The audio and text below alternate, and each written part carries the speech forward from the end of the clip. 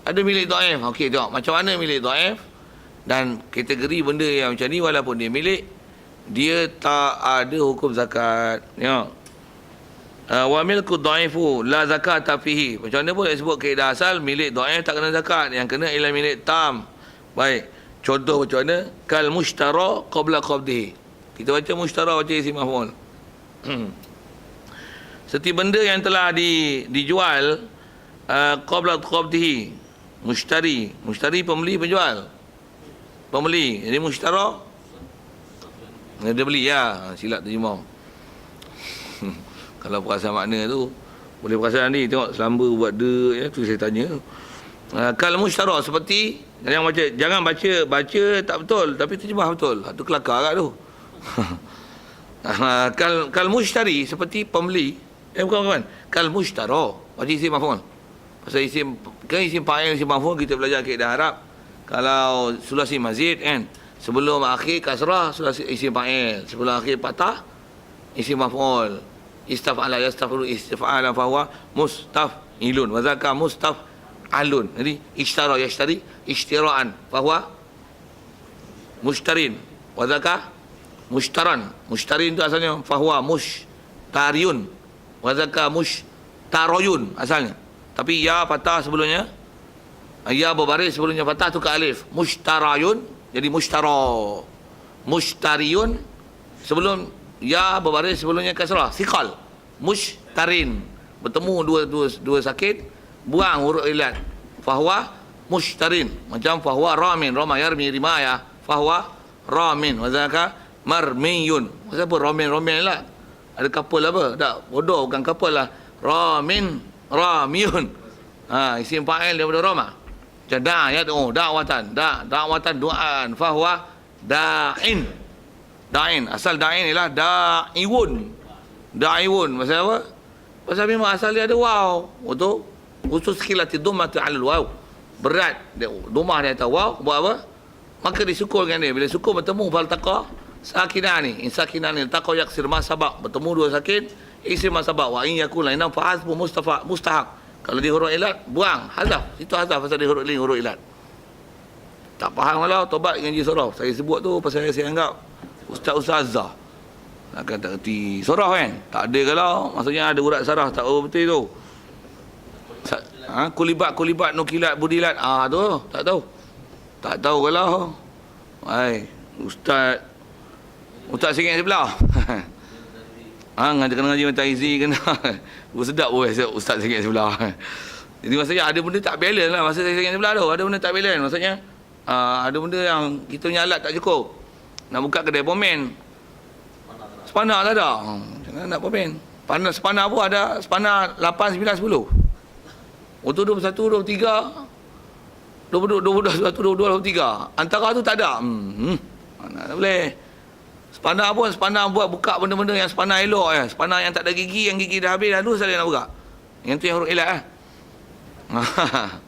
Tak ada. Spana yang nak buka macam yang tak ada gigi ni tak boleh.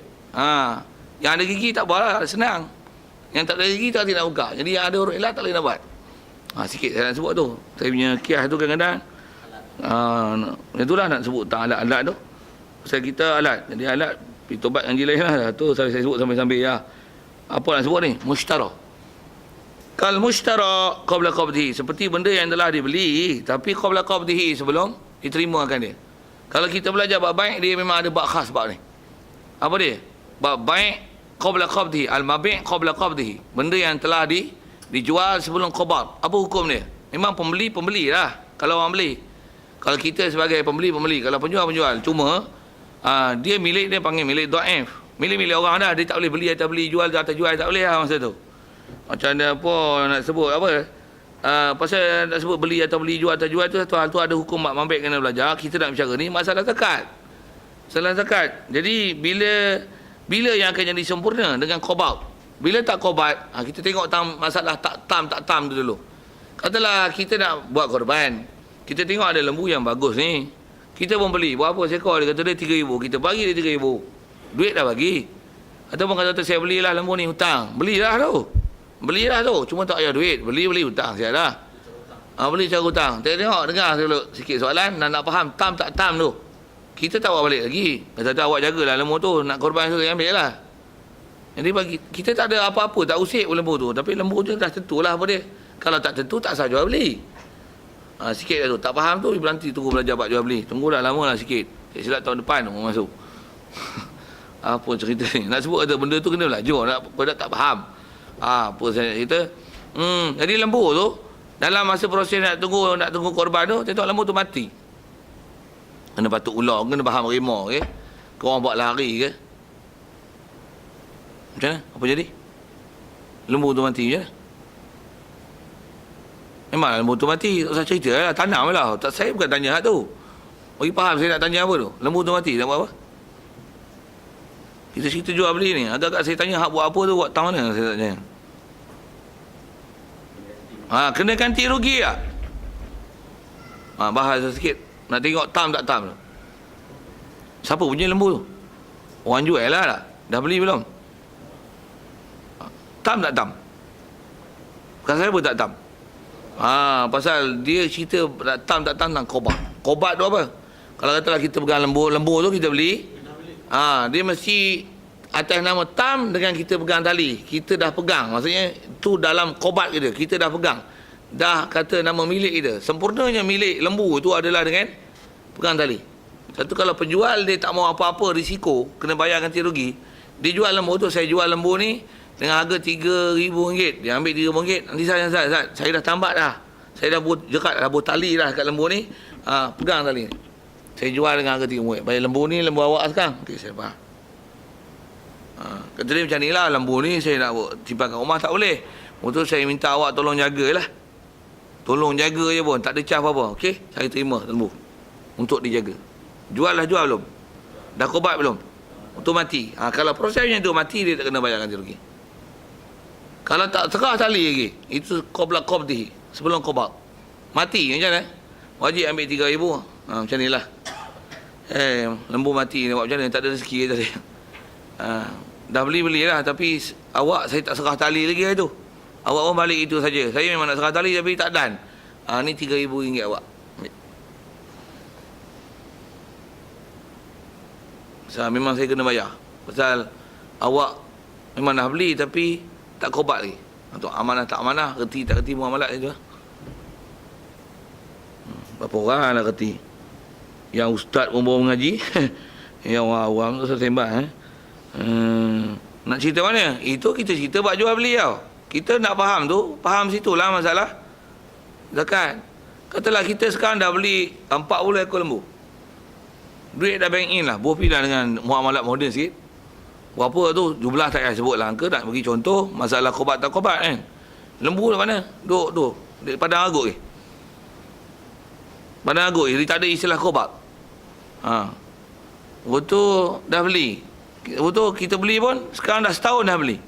Yang beranak tak beranak. Apa satu hal lah. Soal. Jadi kita pun tak pernah pegang tali apa. Kita lembu tu beli lah. Beli dah. Tak ada istilah kobat tu. Istilah kobat tu sama ada dengan tali ataupun kita beli itu dengan kandang-kandang dengan tanah sekali. Katalah itu. Yang tu ada antara proses yang boleh istilah nama kobat. Dia bagi grant. Ni grant. Pasal grant itu beli tanah dengan agreement. Mana tak boleh? Grant tu. Grant tu beli dengan grant, dengan tanah, dengan pagar. Sekali dengan lembu-lembu ni. Hak tu dia bagi grant. Ni grant. Ni grant. Ambil grant. Okey. Dapat grant tu. Maksudnya kobat. Semua. Tu lembu punya tali tak pegang. Kalau dah pegang geran tu, dah pegang geran tanah tu, maksudnya dah kobat tanah. Jadi kobat tanah, kobat kan lembu-lembu sekali. Macam beli kereta dah bawa macam mana? Apa yang ada atas kereta? Istilahnya kobat. Sikit nak buat bandingan kiasi dia tu. Pasal beli tanah, apa yang ada dalam tanah masuk sekali. Tak payah kobat-kobat lah. Keadaannya pegang ibu, anak masuk sekali. Ibu di situ, tanah lah. Beli tanah, rumah masuk sekali. Tak payah pindah lah. Ambil rumah, tolak. Ni aku jual rumah ni kat kau. Tolak tu. Tak payah. Saya nak tunjukkan kobat tu je. Ada bakal pergi belajar. Memang kena belajar buat tu. Apa saya nak sebut ialah lembu kita yang ada 40 ekor tu. Tentu beranak lah dan sebagainya. Kalau kita sebut dengan kita tak beli tanah apa tadi, memang beli lembu je. Duit semua dah bayar dah. Kita lembu tu memang lembu kita. Milik memang kita punya. Tak jadi kat tuan. Tapi zakat tak kena bayar. Macam apa? Syaratnya mesti milku tam. Macam mana nak milku tam? Qobat. Qobat tu apa? Terima dengan tangan. Receive by hand. Itu kot. Qobat itu ialah receive by hand. You must receive it. Baru hukum qobat. Satu, kalau kita beli online, buah pinggan masa itu, syarat jual beli apa, satu hal lah. Saya tak cadang nak syarah tu. Tapi saya nak sebut tak qobat tu. Dia dah post. Kita tunggu sebulan tak sampai-sampai. Halo dia. Barang tak sampai lagi. Saya dah post sebulan dah. Tak sampai. Tak sampai. Macam mana? Jawab. Dia kena hantar sekali lagi. Dia kena resend. Kena hantar sekali lagi. Pasal apa? Tak qobat lagi. Kalau ada bukti penerimaan, terima dah kot. Saya buat surat berdaftar, postman hantar balik surat tu, surat berdaftar yang postman hantar balik, bila penerima dah terima, dia bagi tanda tangan. Tanda tangan tu, pejabat apa akan hantar surat tu pada orang yang menghantar. Dia memang ada perkhidmatan tu. Dia tanya pejabat apa, perkhidmatan apa tu? Saya pun tak pernah guna perkhidmatan tu. Saya tak post, pengepost kan. Saya tak tahu. Tapi memang ada perkhidmatan tu. Jadi kata ni, saya dah terima surat, kata awak dah terima. Jadi tak adalah kena ganti rugi. Tak ada kena rugi. Tapi kalau kata tak sampai, mungkin tengah jalan hilang, kena resend, kena hantar balik. Kita nak cerita apa? Cerita qobat. Qobat, sempurna tak sempurna, bila sempurna baru tak kena. Kalau nasibah penjual tak kena bayar ganti rugi. Kalau masih belum dia qobat, dia adalah masih dalam jaminan dan ganti rugi yang naklah ditanggung oleh penjual. Itu masalah penjual. Kita bicara buat zakat. Orang yang membeli tak qobat lagi, maka tak kena zakat lagi atas pembeli. Betul, siapa yang kena? Kena atas penjual lah. Penjual kena zakat. Penjual kena zakat. Yang ni yang nak faham dalam fiqh ni. Benda mana rukun syarat mengikut qawaid kita. Qawaid dalam Islam.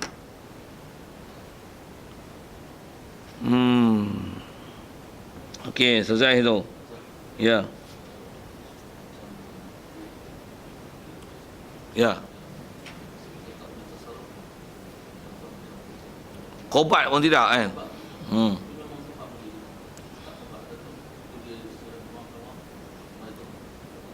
Ya, kalau katalah KWSP kita dibayar dengan wang dinar dan emas. Dinar dan perak, katalah itu kan. Sekarang tertulis dalam buku akaun berapa emas dan perak yang ada dalam KWSP kita. Saya bagi contoh itu pasal kita dah bicara semalam. Zakat yang kena ialah emas dan perak, duit tak kena. Kalau kata KWSP kena zakat tak? Alah, cerita buat duit dulu. Saya cerita KWSP. Tak payah cerita masalah milik tam tak tam.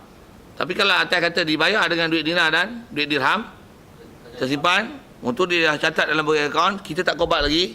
Esok dah bersara apa selesai dapat tu baru boleh ambil. Dah qobat baru kena zakat. Tak qobat, itu milkul dhaif lah. Ya. Atas nama milkul dhaif. Tak boleh tasarruf, tak boleh keluar. Yang kata tasarruf, qobat pun tak lagi. Qobat pun tak lagi. Syarat tasarruf mesti qobat. Ya, betul. Syarat untuk tasarruf mesti boleh qobat. Satu, kalau lembu tadi, katalah kita tak qobat lagi, tali tak pegang. Untuk ada orang nak beli lembu, kita tahu macam ni. Aku dah beli lembu. 3,200 nak. Okey, aku jual kau 3,200. Kita tak payah bagi duit tu. Ambil tu itu payah. Jadi tak sah kita jual kat dia tu kalau kita tak qobat tali. Pasal kita bukan pemilik yang sah untuk menjual, pasal kita belum milku tam. Milik tam baru boleh jual. Jadi milik tam macam mana dengan qobat. Jadi kalau nak jual ni, walaupun ada kat orang tu, kita dah pegang tali dia. Itu milku tam baru boleh jual. Itu semua syarat-syarat tu mesti dipaham untuk tengok muamalat itu sahih atau batil. Kalau atas angin pun betul-betul syarat tak apa. Yang ni tak betul syarat. Satu, kebanyakan lah ni, kebanyakan atas angin tak cukup syarat. Broker tak broker tu kan. Jadi kalau broker cukup syarat tak apa.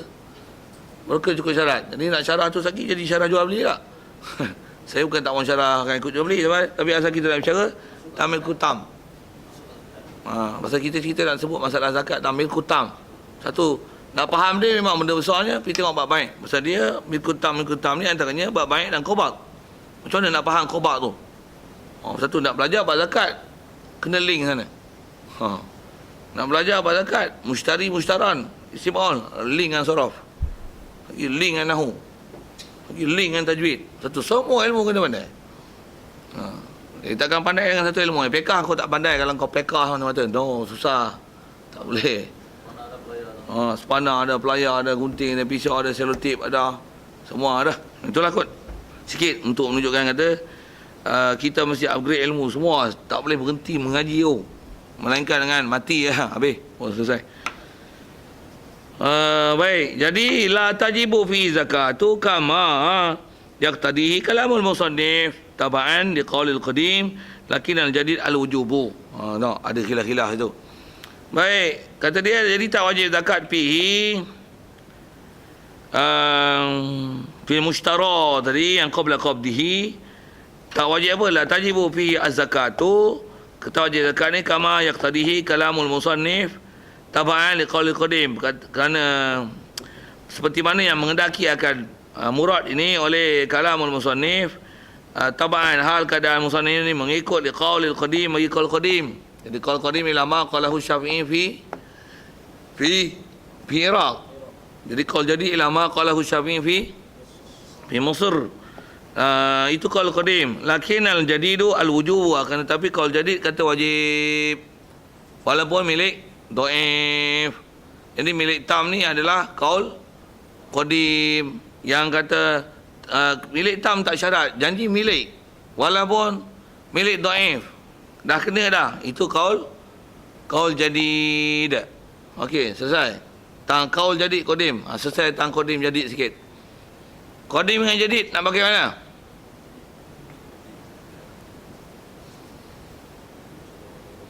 Tak usah belajar. Qadim dengan jadid nak pakai mana? Pakai hal jadid. Tu asal.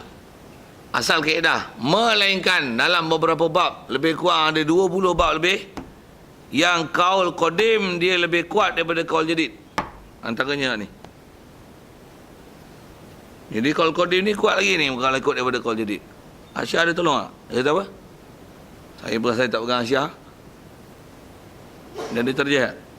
Seingat saya yang ni dalam bab zakat ni, memang milik tam itu adalah walaupun dia qaul qadim, tapi dia ialah lebih kuat daripada qaul jadid. Macam mana kita belajar bab solat, ada dah itu, dah lepas dah pun. Sembahyang maghrib, kita faham memang sampai lah ni kita belajar maghrib lebih habis waktu maghrib dengan masuk isyak, betul?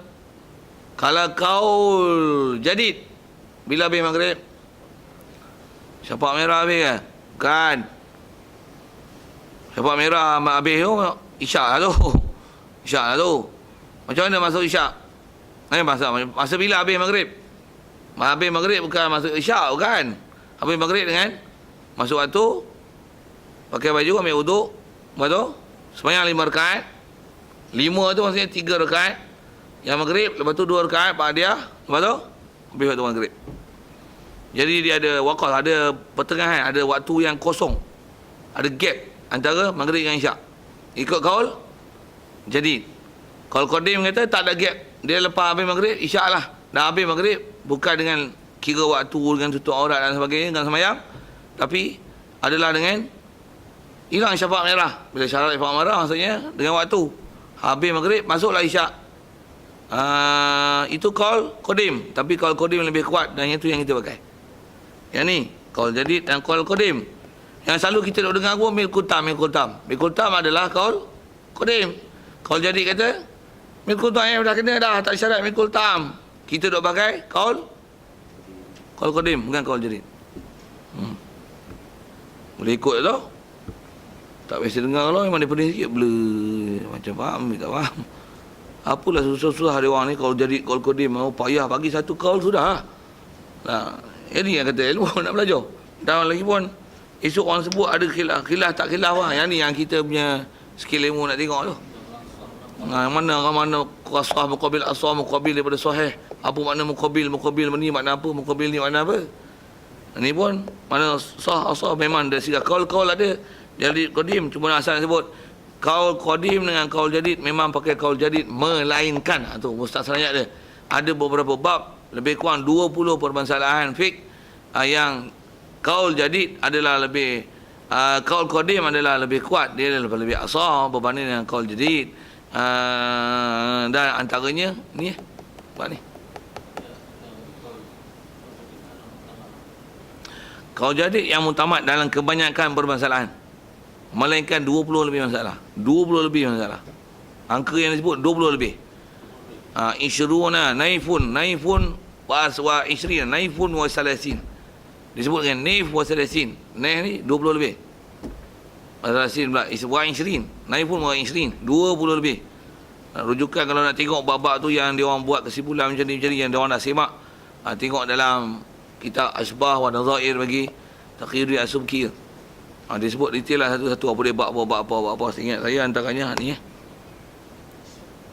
dia ada beberapa bab, saya nak sebut semua pun tak ingat lah. Kadang tak peduli pun.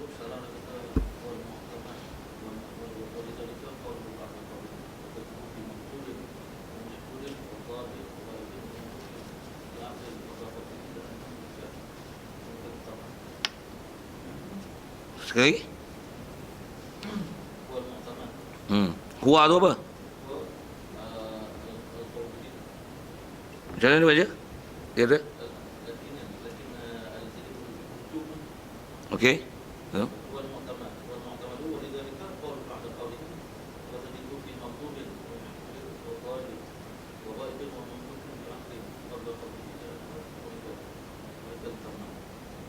Ya, macam tu murat dia.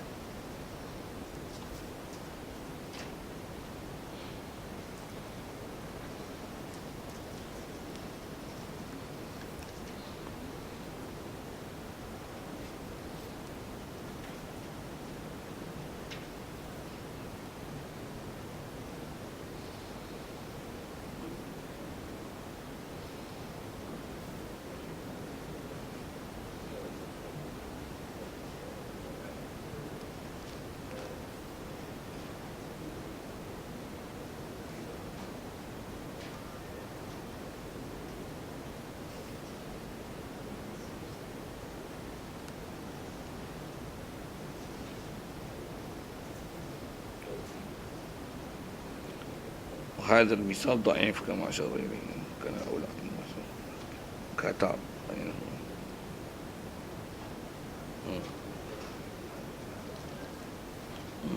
dia ada tafsir di situ sebut sebut je ni kalau ikut kitab kita memang disebut itu sebut yang tadi tu tuan. Kalau ikut dalam Hasyiah tu disebut Qaul jadid adalah mutamat, cuma dia bagi misal contoh tu ada benda yang tak milik tam, benda dol, benda makdub, maksub, kena rampas. Tapi qabla qabdihi tidak juga tu. Contoh dia bagi tu memang belum qabat, tapi memang milik tu milik asal dia. Tu payah nak sebut je ni.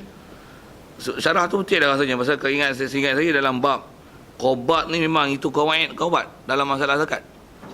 Melainkan kalau macam ni yang bukan milik tam. Saya buat misal pasal dia kata diruat oleh Hasyiah tu contoh mushtara tu tak apa cantik. Jangan saya buat misal macam ni. Katalah kita ada duit.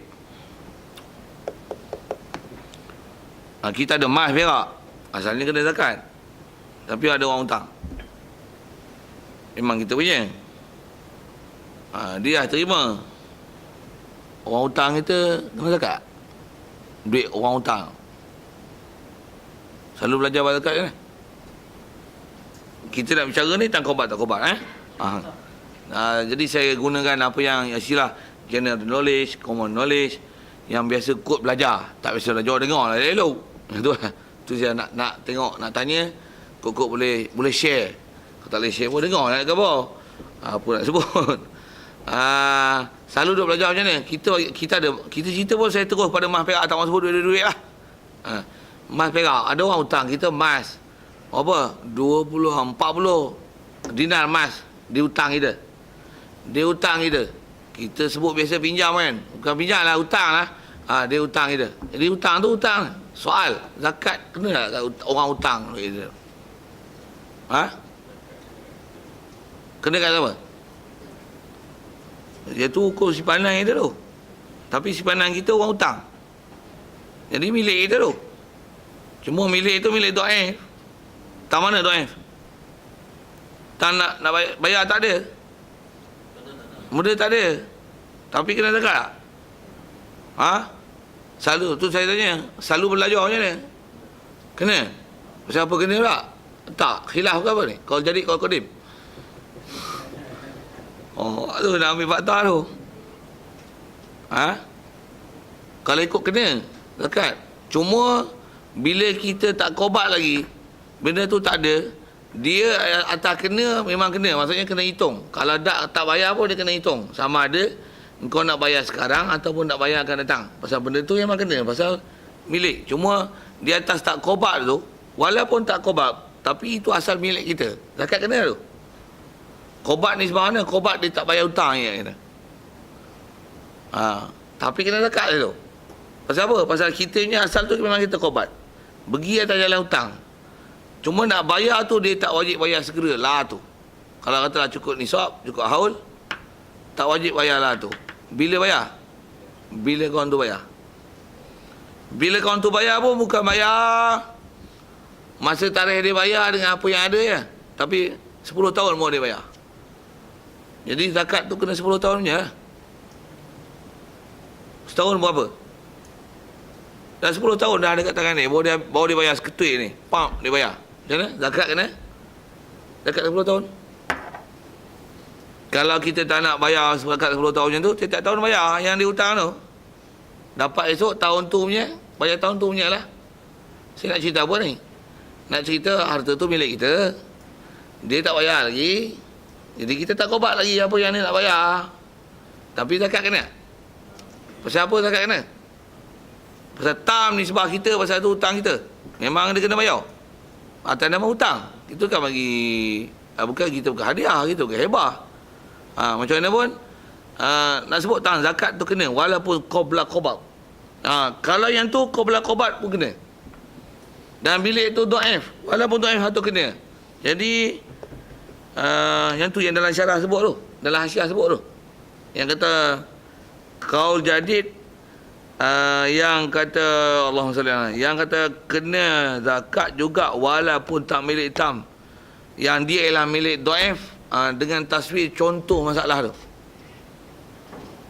yang wujud. Kalau contoh qaul jadid, jadi dia contohkan maksud dol, qaul dhaif, betul?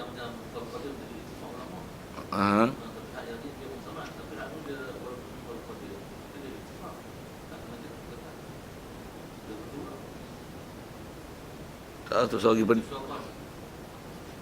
tak mana disebut itu kan.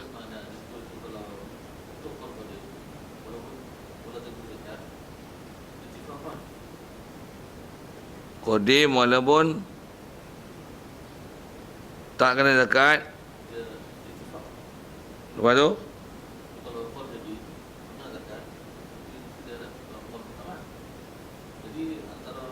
ittifaq dengan muktamad.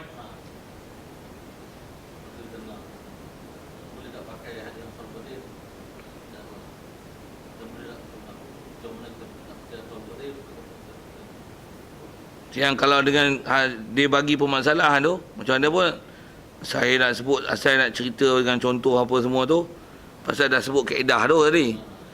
Qaul qadim, kita pun belajar selalu, kita syarat tam tu kita sebut kan. Satu saya nak guna pakai maklumat tu.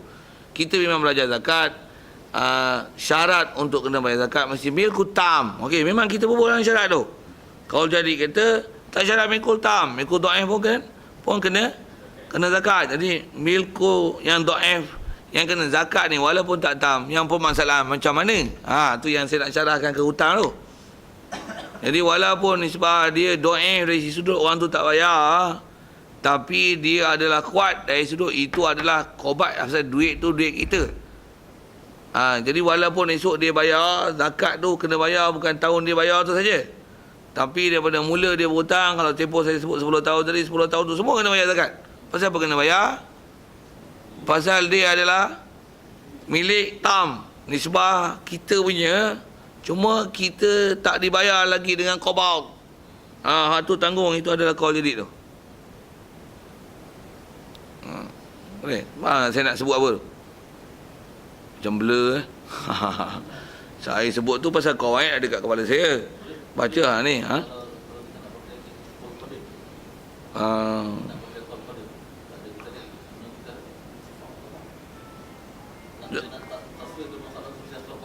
Ha. Itulah kalau ikut nisbah disebut memang kita sebut macam tu.